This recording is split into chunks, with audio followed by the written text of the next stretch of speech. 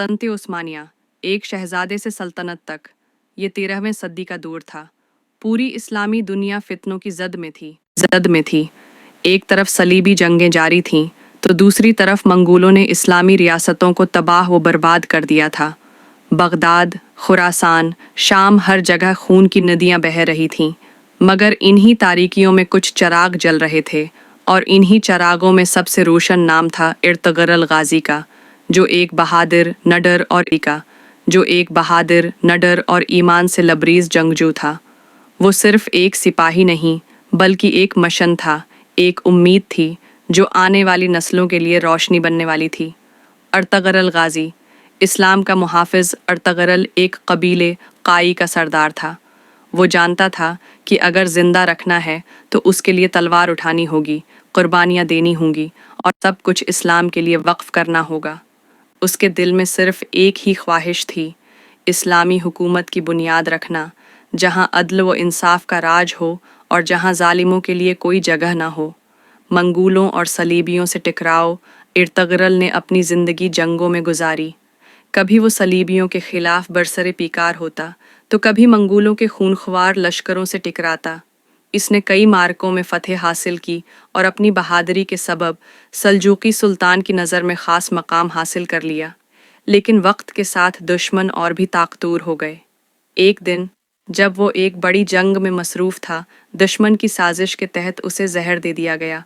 वो शदीद बीमार हुआ, मगर उसकी रूह में जिहाद का जज्बा कम न हुआ।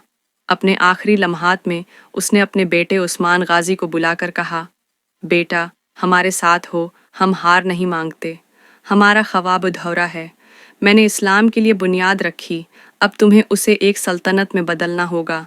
याद रखना, हमारी तलवार हमेशा मजलूमों के लिए उठेगी और जालिमों के खिलाफ झुकेगी नहीं। ये कहकर अर्तगरल गाजी ने अपनी जान अल्लाह के हवाले कर दी। उस्मान गाजी, सल्तनत की बुनियाद वालिद की शहादत के बाद उस्मान पर बहुत बड़ी जिम्मेदारी आ गई। वो जानता था कि अब इस्लाम की बका का दार व मदार उसकी बहादुरी और दानिशमंदी पर है। उसने अपने कबीले को मुत्तहद किया और छोटी छोटी फतूहात से अपनी रियासत की बुनियाद डालनी शुरू कर दी। पहली बड़ी फतह जब सलीबियों को मालूम हुआ कि अर्तगरल का बेटा अब एक नया लश्कर तैयार कर रहा है, तो उन्होंने उस्मान को ख़त्म करने के लिए एक बड़ी फ़ौज भेजी।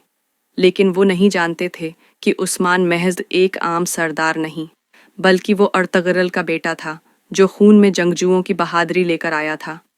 अल्लाह अकबर की गूंज के साथ उस्मान और उसके सिपाही दुश्मन पर टूट पड़े। सलीबी फ़ौज को ऐसी शिकस्त दी कि उनके लश्कर कई साल तक दोबारा इस्लामी रियासत के करीब न आ सके। सल्तनत उस्मानिया की बुनियाद उस्मान ने मुसलसल फतूहात हासिल की और एक मजबूत इस्लामी रियासत कायम कर दी, जिसे बाद में सल्तनत उस्मानिया कहा गया। उसने इंसाफ, मुसावात और इस्लामी कवानीन पर मबनी हुकूमत बनाई, जहाँ सबको मुकम्मल आज़ादी हासिल थी। अगली नस्ल इलाउद्दीन और औरहान उस्मान का ख्वाब सिर्फ यहीं तक महदूद नहीं था। उसके बेटे इलाउद्दीन और औरहान भी अपने वालिद की तरह बहादुर और नडर थे। जब उस्मान का इंतकाल हुआ तो इसके बेटों ने उसकी विरासत को आगे बढ़ाया और सल्तनत को मज़ीद वसाअत दी।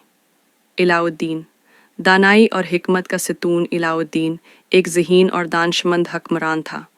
उसने सल्तनत के कवानीन और निज़ाम को मजबूत किया, फ़ौज को बेहतर बनाया और इस्लामी तालीमात को आम किया। वो जानता था कि हम हैं जंग जीतने के साथ साथ निज़ाम को मजबूत करना भी ज़रूरी है। औरहान, फतूहात का सिलसिला जारी। दूसरी तरफ औरहान एक अजीम सपा सालार साबित हुआ। उसने दुश्मनों के इलाकों में फ़तह का झंडा गाड़ दिया और सल्तनत को यूरोप तक फैला दिया। इसकी जंगी हिकमत अमली ने उस्मानियों को नाकाबिल शिकस्त बना दिया। एक अजीम वर्सा यूं अर्तगरल के ख्वाब, उस्मान की मेहनत और उसके बेटों की बहादुरी ने सल्तनत उस्मानिया की बुनियाद रखी, एक ऐसी सल्तनत जो अगले हज़ारी साल तक पूरी दुनिया पर राज करती रही।